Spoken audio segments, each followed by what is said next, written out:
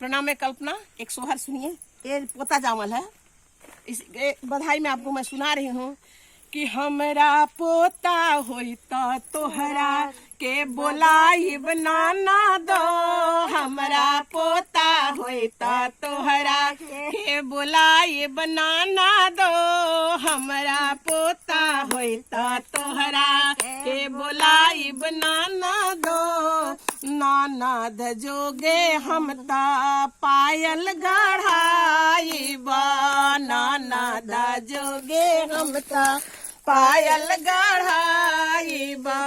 पायल के धुन पर नाचाई बनाना दो।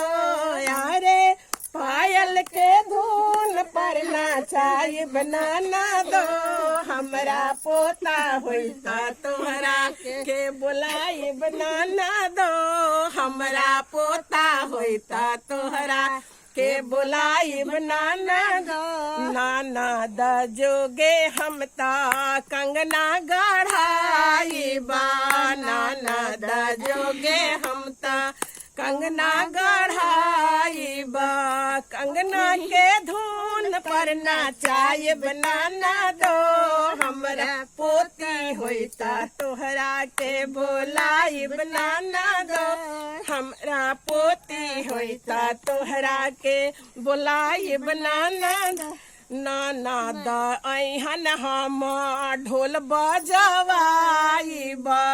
पोता होइहन घर में ढोल बजवाई बा।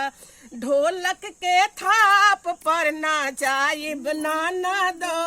हमरा पोता होइता तोहरा के बोलाई बनाना दो।